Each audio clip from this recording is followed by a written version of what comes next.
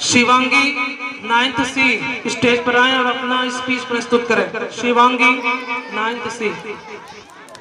इसके बाद क्लास 12 की छात्राएं तैयार रहेंगी, उनका एक डांस। गुड मॉर्निंग आला। हम अपनी जान के दुश्मन को अपनी जान कहते हैं, मोहब्बत की इसी मिट्टी को हिंदुस्तान कहते हैं। जो दुनिया में सुनाई दे उसे कहते हैं खामोशी, जो आंखों से दिखाई दे उसे तूफान कहते हैं। परम आदरणीय प्रधानाचार्य जी, सभी सम्मानित शिक्षकगण और विद्यालय में उपस्थित साथियों, मैं शिवांगी मौर्य कक्षा 9वीं की छात्रा देश निर्माण, राष्ट्र निर्माण और देशभक्ति के उपलक्ष्य में कुछ विचार आप सभी के साथ साझा करना चाहूंगी। आजादी, आजादी का असली मतलब सिर्फ वही समझ सकता है जिसने कभी गुलामी की हो। हम तो सौभाग्यशाली हैं कि हम स्वतंत्र भारत में जन्म लिए।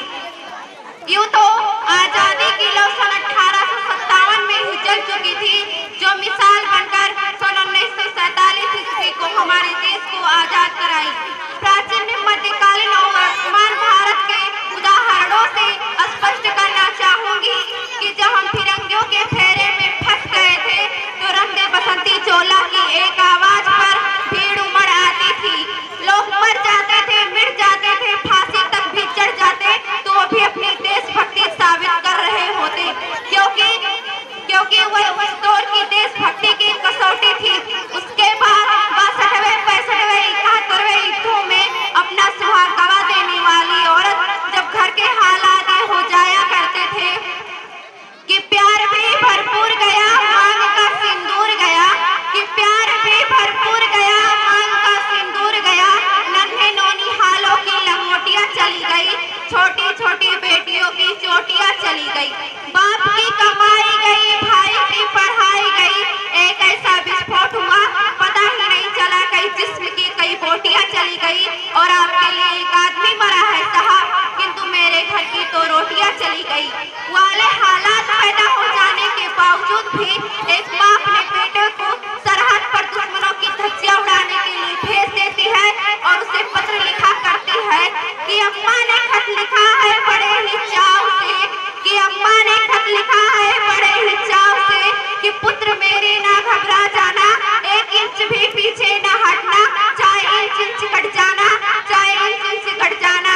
इस तरह पूरा परिवार अपनी देशभक्ति साबित कर रहा होता, तब देश मर जाने, मिट जाने और फांसी चढ़ जाने को कहता था, किंतु आज हमारा देश मर जाने, मिट जाने और फांसी चढ़ जाने को नहीं कहता।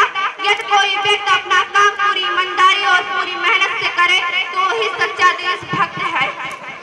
मैं नहीं मानती कि फेसबुक और व्हाट्सएप की डीपी को 3 रंग में ही रंगना ही देशभक्ति है।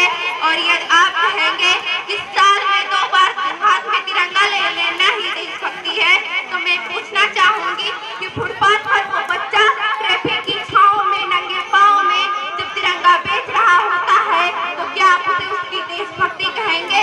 कि उसकी देशभक्ति नहीं, कि उसके पेट की भूख की शक्ति है जो उसे ऐसा करने पर मजबूर करती है।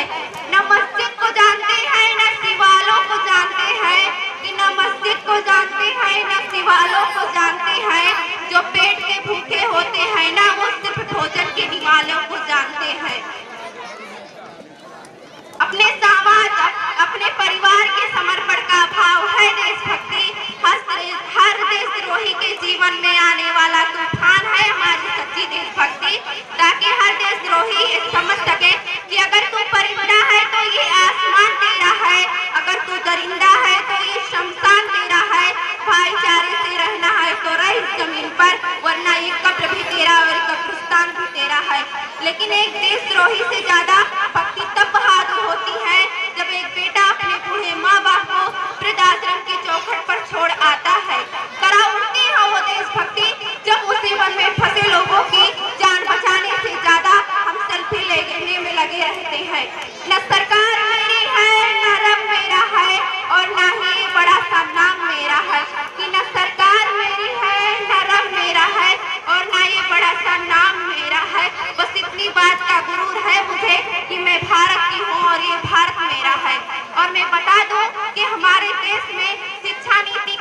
तरह के लोगों के लिए है। पहले वो जो विद्वान है, वो जो धनवान है, बड़ी बड़ी बातें